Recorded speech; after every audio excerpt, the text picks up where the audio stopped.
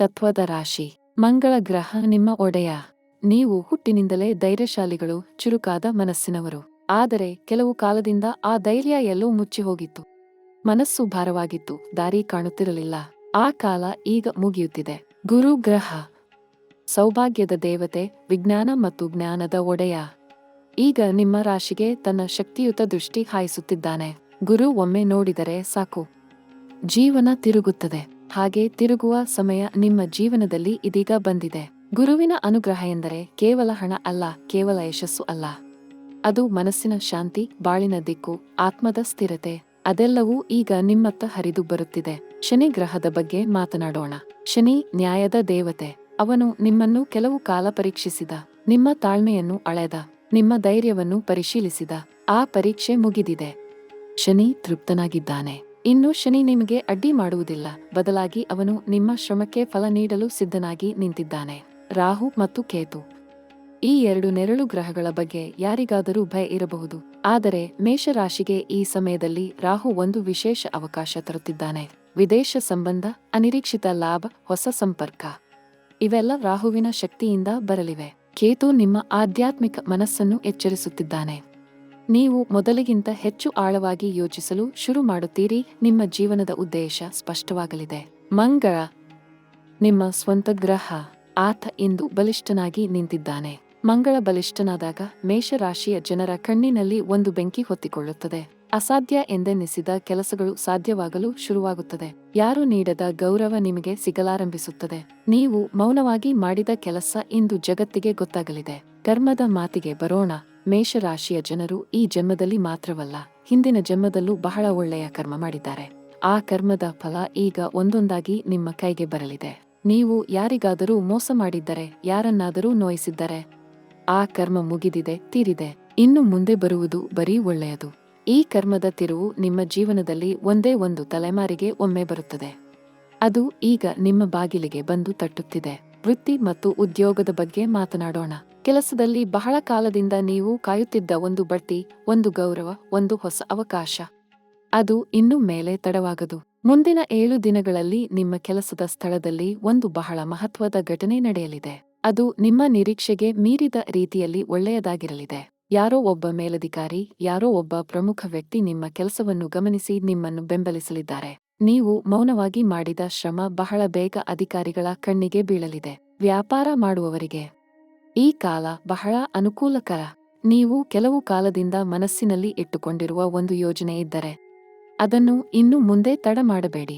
ಇದು ಆ ಯೋಜನೆ ಶುರು ಮಾಡಲು ಗ್ರಹಗಳು ಅನುಮತಿ ನೀಡುತ್ತಿರುವ ಸಮಯ. ಹೊಸ ಭಾಗಿದಾರ ಸಿಗಬಹುದು, ಹೊಸ ಒಪ್ಪಂದ ಆಗಬಹುದು, ನಿರೀಕ್ಷಿತ ಹಣ ಬರಬಹುದು. ಆದರೆ ಒಂದು ಎಚ್ಚರಿಕೆ, ಯಾರನ್ನು ಸಂಪೂರ್ಣ ನಂಬಿ ಹಣ ಹೂಡಬೇಡಿ. ಪ್ರತಿಯೊಂದನ್ನು ಲಿಖಿತ ರೂಪದಲ್ಲಿ ಇಟ್ಟುಕೊಳ್ಳಿ. ಹಣ ಮತ್ತು ಸಂಪತ್ತಿನ ವಿಷಯ. ನೀವು ಕೆಲವು ಕಾಲದಿಂದ ಸಾಲದ ಭಾರ ಹೊತ್ತಿದ್ದರೆ, ಅಥವಾ ಯಾರೋ ನಿಮಗೆ ಹಣ ಕೊಡಬೇಕಾಗಿದ್ದರೆ ಕೊಡದೇ ಇದ್ದರೆ, ಮುಂದಿನ 15 ದಿನಗಳಲ್ಲಿ ಅದು ಬಗೆಹರಿಯಲಿದೆ. ಹಣ ಹರಿದು ಬರಲಿದೆ. ಬ್ಯಾಂಕ್ ಖಾತೆಗೆ ಅನಿರೀಕ್ಷಿತ ಹಣ ಬರಬಹುದು. ಯಾರಾದರೂ ಹಿಂದೆ ತೆಗೆದುಕೊಂಡ ಹಣ ವಾಪಸ್ಸು ಕೊಡಬಹುದು. ಒಂದು ಹೊಸ ಆದಾಯದ ಮೂಲ ತೆರೆಯಬಹುದು. ಈ ಸಮಯ ಆರ್ಥಿಕ ದೃಷ್ಟಿಯಿಂದ ಬಹಳ ಶುಭಕರ. ಸಾಲ ಮಾಡಿದ್ದರೆ ಆ ಚಿಂತೆ ಬಿಡಿ. ಗ್ರಹಗಳ ಸ್ಥಿತಿ ನಿಮ್ಮ ಪರ ಇದ್ದು ಸಾಲ ತೀರಿಸಲು ಒಂದು ದಾರಿ ಕಾಣಿಸಿಕೊಳ್ಳಲಿದೆ. ಈ ಮೊದಲು ಎಷ್ಟೇ ಪ್ರಯತ್ನ ಮಾಡಿದರೂ ಫಲ ಕಾಣದ ವಿಷಯ ಇನ್ನೀಗ ಸಲೀಸಾಗಿ ಆಗಲಿದೆ. ಶನಿಯ ಆಶೀರ್ವಾದ ಈ ರೀತಿಯಾಗಿ ಕೆಲಸ ಮಾಡುತ್ತದೆ. ಅವನು ತಡ ಮಾಡಬಹುದು, ಆದರೆ ನ್ಯಾಯ ನೀಡದೇ ಇರುವುದಿಲ್ಲ. ಪ್ರೀತಿ ಮತ್ತು ಸಂಬಂಧದ ವಿಷಯಕ್ಕೆ ಬರೋಣ. ಮೇಷರಾಶಿಯ ಜನರ ಹೃದಯ ಬಹಳ ಆಳ. ನೀವು ಪ್ರೀತಿಸಿದರೆ ಸಂಪೂರ್ಣ ಹೃದಯದಿಂದ ಪ್ರೀತಿಸುತ್ತೀರಿ. ಆದರೆ ಕೆಲವು ಬಾರಿ ಆ ಪ್ರೀತಿ ನಿಮ್ಮನ್ನು ನೋಯಿಸಿದೆ. ನೀವು ನಿರೀಕ್ಷೆ ಮಾಡಿದ ರೀತಿಯಲ್ಲಿ ಸಂಬಂಧ ಮುಂದೆ ಹೋಗಿಲ್ಲ. ಆ ನೋವು ಅರ್ಥ ಮಾಡಿಕೊಳ್ಳಲು ಕಷ್ಟವಾಗಿತ್ತು. ಆದರೆ ಈ ಕಾಲ ಒಂದು ಹೊಸ ಶುರುವಾತನ್ನು ತರುತ್ತಿದೆ. ಒಂಟಿಯಾಗಿರುವವರಿಗೆ ಒಂದು ವಿಶೇಷ ಭೇಟಿ ಕಾದಿದೆ. ಅನಿರೀಕ್ಷಿತ ರೀತಿಯಲ್ಲಿ, ಅನಿರೀಕ್ಷಿತ ಸ್ಥಳದಲ್ಲಿ ಒಂದು ಸಂಬಂಧ ಶುರುವಾಗಬಹುದು. ಆ ವ್ಯಕ್ತಿ ನಿಮ್ಮ ಜೀವನಕ್ಕೆ ಒಂದು ಹೊಸ ಬಣ್ಣ ತರಲಿದ್ದಾರೆ. ಅವರ ಮಾತಿನಲ್ಲಿ ಮಾಧುರ್ಯ ಇರಲಿದೆ. ಅವರ ನಡವಳಿಕೆಯಲ್ಲಿ ಶ್ರೀಮಂತಿಕೆ ಇರಲಿದೆ. ಈ ಭೇಟಿ ಒಂದು ದೈವಿಕ ಯೋಜನೆಯ ಭಾಗ. ಈಗಾಗಲೇ ಸಂಬಂಧದಲ್ಲಿ ಇರುವವರಿಗೆ ಕೆಲವು ಕಾಲದಿಂದ ಮನೆಯಲ್ಲಿ ಮಾತುಕತೆ ಕಡಿಮೆಯಾಗಿತ್ತೋ, ತಪ್ಪು ತಿಳಿವಳಿಕೆ ಇತ್ತೋ, ಅದು ಇನ್ನೂ ಮುಗಿಯಲಿದೆ. ಮುಂದಿನ 30 ದಿನಗಳಲ್ಲಿ ನಿಮ್ಮ ಸಂಗಾತಿಯೊಂದಿಗೆ ಒಂದು ಬಹಳ ಆಳವಾದ ಮಾತುಕತೆ ನಡೆಯಲಿದೆ. ಆ ಮಾತುಕತೆ ನಿಮ್ಮ ಸಂಬಂಧವನ್ನು ಹೊಸ ಮಟ್ಟಕ್ಕೆ ತಲುಪಿಸಲಿದೆ. ಹೃದಯ ಹಗುರಾಗಲಿದೆ. ಒಲವು ಮತ್ತೆ ಮೊದಲಿನಂತೆ ಅರಳಲಿದೆ. ಮದುವೆ ನಿಶ್ಚಯ ಕಾಯುತ್ತಿರುವವರಿಗೆ ಗ್ರಹಗಳ ಸ್ಥಿತಿ ತುಂಬಾ ಅನುಕೂಲಕರ. ಮನೆಯಲ್ಲಿ ಮಂಗಳ ಕಾರ್ಯ ನಡೆಯಲಿದೆ. ಕೆಲವು ಕಾಲದಿಂದ ಮುಂದೆ ಹೋಗದ ವಿಷಯ ಈಗ ಸರಿ ದಾರಿ ಹಿಡಿಯಲಿದೆ. ಮನೆ ತುಂಬಾ ಶುಭ ವಾತಾವರಣ ಇರಲಿದೆ. ಕುಟುಂಬ ಮತ್ತು ಮನೆಯ ಬಗ್ಗೆ ಮಾತನಾಡೋಣ. ಮನೆಯಲ್ಲಿ ಕೆಲವು ಕಾಲದಿಂದ ಯಾವುದೋ ಒತ್ತಡ ಇತ್ತು. ಅಪ್ಪ ಅಮ್ಮನ ಆರೋಗ್ಯ ಚಿಂತೆ ಇತ್ತೋ, ಮಕ್ಕಳ ವಿದ್ಯಾಭ್ಯಾಸದ ಬಗ್ಗೆ ಗೊಂದಲ ಇತ್ತೋ, ಆ ಎಲ್ಲ ಚಿಂತೆಗಳು ಒಂದೊಂದಾಗಿ ಬಗೆಹರಿಯಲಿದೆ. ಮನೆಯಲ್ಲಿ ಒಂದು ಹೊಸ ಶಾಂತಿ ತುಂಬಿಕೊಳ್ಳಲಿದೆ. ನೀವು ಇಷ್ಟು ದಿನ ಮನೆಗಾಗಿ ಮಾಡಿದ ಶ್ರಮ ನಿಮ್ಮ ಕುಟುಂಬ ಅರ್ಥ ಮಾಡಿಕೊಳ್ಳಲಿದೆ. ಮನೆ ಖರೀದಿ ಅಥವಾ ಮನೆ ನಿರ್ಮಾಣ ಯೋಜನೆ ಮಾಡಿದ್ದಾರೆ. ಈ ಕಾಲ ಅದಕ್ಕೆ ಬಹಳ ಶುಭ. ಭೂಮಿ, ಆಸ್ತಿ ಸಂಬಂಧಿ ವ್ಯವಹಾರ ಮಾಡುವವರಿಗೆ ಒಳ್ಳೆಯ ಫಲ ಸಿಗಲಿದೆ. ದೀರ್ಘಕಾಲದಿಂದ ನಿಂತ ನಿರ್ಮಾಣ ಕಾರ್ಯ ಮತ್ತೆ ಚಾಲ್ತಿಗೆ ಬರಬಹುದು. ಆರೋಗ್ಯದ ಬಗ್ಗೆ ಒಂದು ಪ್ರಮುಖ ಮಾತು. ಮೇಷರಾಶಿ ತಲೆ ಮತ್ತು ಮೆದುಳನ್ನು ಪ್ರತಿನಿಧಿಸುತ್ತದೆ. ಈ ಕಾಲದಲ್ಲಿ ತಲೆನೋವು, ನಿದ್ದೆ ಕಡಿಮೆ, ಒತ್ತಡ ಹೆಚ್ಚಾಗಬಹುದು. ಇದಕ್ಕೆ ಎಚ್ಚರ ಇರಲಿ. ಮನಸ್ಸಿಗೆ ವಿಶ್ರಾಂತಿ ಕೊಡಿ. ಧ್ಯಾನ ಮಾಡಿ. ಬೆಳಿಗ್ಗೆ ಸೂರ್ಯೋದಯಕ್ಕೆ ಎದ್ದು ಸ್ವಲ್ಪ ಹೊತ್ತು ಮೌನದಲ್ಲಿ ಕುಳಿತುಕೊಳ್ಳಿ. ಅದು ನಿಮ್ಮ ಮನಸ್ಸನ್ನು ಬಹಳ ಬೇಗ ಚೇತರಿಸುತ್ತದೆ. ಆದರೆ ಒಟ್ಟಾರೆ ಆರೋಗ್ಯ ಈ ಕಾಲದಲ್ಲಿ ಸುಧಾರಿಸಲಿದೆ. ಹಳೆಯ ಕಾಯಿಲೆ ಇದ್ದರೆ ಅದಕ್ಕೆ ಒಳ್ಳೆಯ ಚಿಕಿತ್ಸೆ ಸಿಗಲಿದೆ. ಯಾವ ವೈದ್ಯರನ್ನು ತೋರಿಸಬೇಕು ಎಂದು ಗೊತ್ತಿರಲಿಲ್ಲ ಅಂದರೆ ಸರಿಯಾದ ವೈದ್ಯರ ಬಳಿ ಕರೆದೊಯ್ಯುವ ಒಬ್ಬ ವ್ಯಕ್ತಿ ಬರಲಿದ್ದಾರೆ. ಅದು ಯಾರೋ ಹಳೆಯ ಸ್ನೇಹಿತ ಆಗಿರಬಹುದು, ಸಂಬಂಧಿ ಆಗಿರಬಹುದು. ವಿದ್ಯಾರ್ಥಿಗಳಿಗೆ ಒಂದು ಬಹಳ ಮುಖ್ಯ ಸುದ್ದಿ ಇದೆ. ಈ ಕಾಲ ವಿದ್ಯಾಭ್ಯಾಸದಲ್ಲಿ ಬಹಳ ಅನುಕೂಲಕರ. ನೀವು ಕಷ್ಟಪಟ್ಟು ಓದಿದ್ದ ಫಲ ಇನ್ನೇನು ಕಾಣಿಸಲಿದೆ. ಪರೀಕ್ಷೆಯಲ್ಲಿ ಒಳ್ಳೆಯ ಅಂಕ ಬರಲಿದೆ. ಯಾವ ಕಾಲೇಜು ಅಥವಾ ಸಂಸ್ಥೆಗೆ ಪ್ರವೇಶ ಕಷ್ಟ ಎಂದುಕೊಂಡಿದ್ದಿರಿ, ಅಲ್ಲಿ ನಿಮ್ಮ ಸ್ಥಾನಗ್ರಹಗಳು ಸಿದ್ಧ ಮಾಡಿ ಇಟ್ಟಿವೆ. ವಿದೇಶ ಹೋಗಬೇಕು ಎಂಬ ಕನಸು ಇದ್ದವರಿಗೆ ಈ ಕಾಲ ಆ ಕನಸು ನನಸಾಗಬಹುದು. ವಿಸಾ ಅರ್ಜಿ, ವಿದೇಶ ವ್ಯಾಪಾರ, ವಿದೇಶಿ ಸಹಭಾಗಿತ್ವ ಇವೆಲ್ಲ ಅನುಕೂಲವಾಗಿ ನಡೆಯಲಿದೆ. ಮೊದಲು ಸಿಗದ ಅನುಮತಿ ಈಗ ಸಿಗಲಿದೆ. ರಾಹು ಗ್ರಹದ ಪ್ರಭಾವ ಇಲ್ಲಿ ಬಹಳ ಅನುಕೂಲಕರ. ಆಧ್ಯಾತ್ಮಿಕ ಬೆಳವಣಿಗೆ ಇದು ಈ ಕಾಲದ ಅತ್ಯಂತ ವಿಶೇಷ ಉಡುಗೊರೆ. ಕೇತು ಗ್ರಹ ನಿಮ್ಮ ಒಳ ಮನಸ್ಸನ್ನು ತೆರೆಯಲಿದೆ. ಯಾವ ಪ್ರಶ್ನೆಗಳಿಗೆ ಉತ್ತರ ಹುಡುಕಿ ದಣಿದಿದ್ದಿರಿ, ಆ ಉತ್ತರ ಈಗ ನಿಮ್ಮ ಹೃದಯದೊಳಗಿಂದಲೇ ಬರಲಿದೆ. ದೇವಸ್ಥಾನಕ್ಕೆ ಹೋಗಿ ಮನಸ್ಸು ತೆರೆದಿಟ್ಟು ಪ್ರಾರ್ಥಿಸಿದರೆ ಒಂದು ಅದ್ಭುತ ಅನುಭವ ನಿಮಗೆ ಆಗಲಿದೆ. ಆ ಅನುಭವ ನಿಮ್ಮ ಬಾಳಿನ ದಿಕ್ಕನ್ನೇ ಬದಲಿಸಬಹುದು. ಒಂದು ರಹಸ್ಯ ಹೇಳುತ್ತೇನೆ. ಈ ಒಂದು ಪೀಳಿಗೆಯಲ್ಲಿ ಗ್ರಹಗಳ ಈ ರೀತಿಯ ಸಂಯೋಗ ಬಹಳ ವಿರಳ. ಶತಮಾನಕ್ಕೊಮ್ಮೆ ಬರಬಹುದಾದ ಈ ತರಹದ ಗ್ರಹ ಸ್ಥಿತಿ ಈಗ ಮೇಷರಾಶಿಗೆ ಅನುಕೂಲವಾಗಿ ನಿಂತಿದೆ. ನಿಮ್ಮ ಪೂರ್ವಜರ ಆಶೀರ್ವಾದ, ನಿಮ್ಮ ದೇವರ ಅನುಗ್ರಹ, ನಿಮ್ಮ ಸ್ವಂತ ಕರ್ಮದ ಶಕ್ತಿ ಇವು ಮೂರೂ ಒಟ್ಟಾಗಿ ನಿಮ್ಮ ಪರ ನಿಲ್ಲುತ್ತಿವೆ. ಇದನ್ನು ಕಳೆದುಕೊಳ್ಳಬೇಡಿ. ಮುಂದಿನ 7 ದಿನಗಳಲ್ಲಿ ಏನಾಗಲಿದೆ ಎಂಬುದನ್ನು ಸ್ವಲ್ಪ ವಿಸ್ತಾರವಾಗಿ ನೋಡೋಣ. ಮೊದಲ 3 ದಿನ ನಿಮ್ಮ ಮನಸ್ಸಿಗೆ ಒಂದು ಅಪರಿಚಿತ ಶಾಂತಿ ಅನುಭವ ಆಗಲಿದೆ. ದಿನಗಳಿಂದ ಇದ್ದ ಆತಂಕ ಇಳಿಯಲಿದೆ. ಯಾರೋ ಒಬ್ಬ ವ್ಯಕ್ತಿ ನಿಮಗೆ ಮನಸ್ಸಿಗೆ ಹಿತವಾದ ಮಾತು ಹೇಳಲಿದ್ದಾರೆ. ಒಂದು ಶುಭ ಸುದ್ದಿ ಫೋನಿನ ಮೂಲಕ ಅಥವಾ ನೇರ ಭೇಟಿ ಮೂಲಕ ಬರಬಹುದು.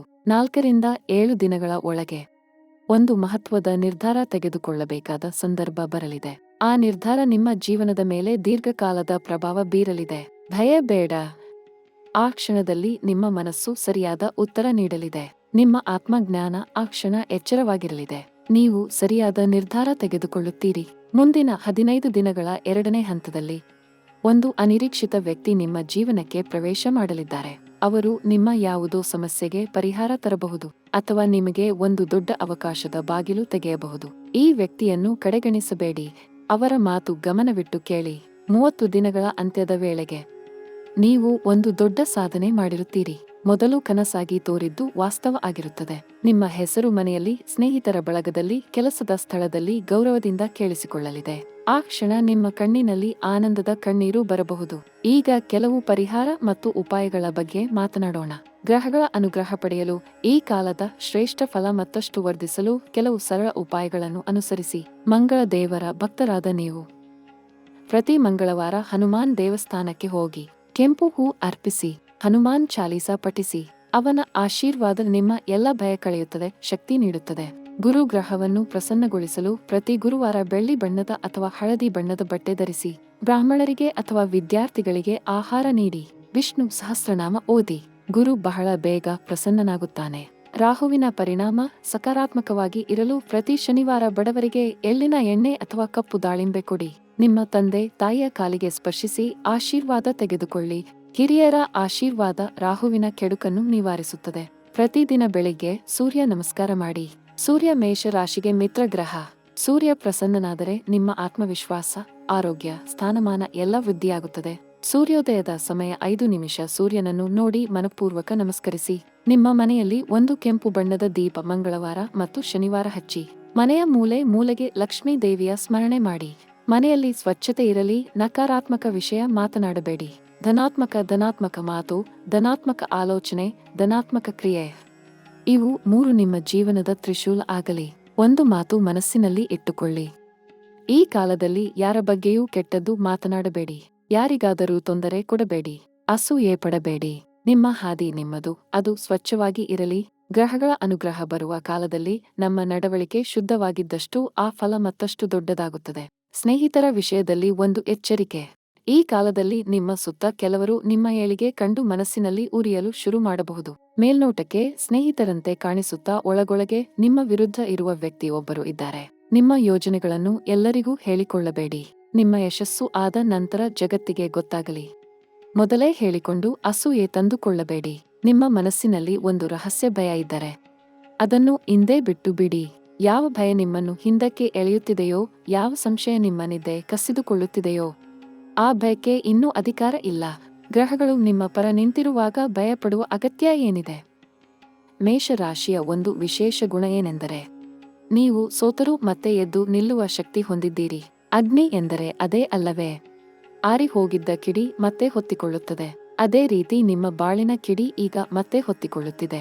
ಆ ಬೆಂಕಿಯನ್ನು ಆರಿಸಿಕೊಳ್ಳಬೇಡಿ. ಆ ಜ್ವಾಲೆಯನ್ನು ಇನ್ನಷ್ಟು ಹೆಚ್ಚಿಸಿ. ನಿಮ್ಮ ಜೀವನದಲ್ಲಿ ಎಂದಾದರೂ ಒಂದು ಕ್ಷಣ ಇರುತ್ತದೆ, ಯಾವಾಗ ಎಲ್ಲ ಸರಿ ಆಗುತ್ತದೆ ಎಂದು ಕಾಯುತ್ತಿದ್ದ ಆ ಕ್ಷಣ ಈಗ ಬಂದಿದೆ. ಬ್ರಹ್ಮಾಂಡ ನಿಮಗೆ ಒಂದು ಸಂದೇಶ ಕಳಿಸುತ್ತಿದೆ. ನೀನು ಸಿದ್ಧ, ನಿನ್ನ ಕಾಲ ಬಂದಿದೆ. ನಿಮ್ಮ ಹೃದಯ ಬಲಿಷ್ಠವಾಗಿರಲಿ. ನಿಮ್ಮ ಮನಸ್ಸು ಶಾಂತವಾಗಿರಲಿ. ನಿಮ್ಮ ಕ್ರಿಯೆ ನಿರಂತರವಾಗಿರಲಿ. ಗ್ರಹಗಳ ಅನುಗ್ರಹ ನಿಮ್ಮ ಮೇಲಿದೆ. ದೇವರ ಆಶೀರ್ವಾದ ನಿಮ್ಮ ಜೊತೆ ಇದೆ. ನಿಮ್ಮ ಪೂರ್ವಜರ ಆತ್ಮ ನಿಮ್ಮನ್ನು ಕಾಯುತ್ತಿದೆ. ಮೇಷರಾಶಿಯ ಜನರಿಗೆ ಒಂದು ಭರ್ಜರಿ ಸಮಯ ಕಾದಿದೆ. ಆ ಸಮಯ ಇದೀಗ ಶುರುವಾಗಿದೆ. ನಿಮ್ಮ ಜೀವನದ ಒಂದು ಹೊಸ, ಅದ್ಭುತ, ಅವಿಸ್ಮರಣೀಯ ಅಧ್ಯಾಯ ತೆರೆದುಕೊಳ್ಳುತ್ತಿದೆ ಮತ್ತು ಅದು ನಿಮ್ಮನ್ನು ನೀವೇ ಗುರುತಿಸದ ಎತ್ತರಕ್ಕೆ ಕರೆದೊಯ್ಯಲಿದೆ.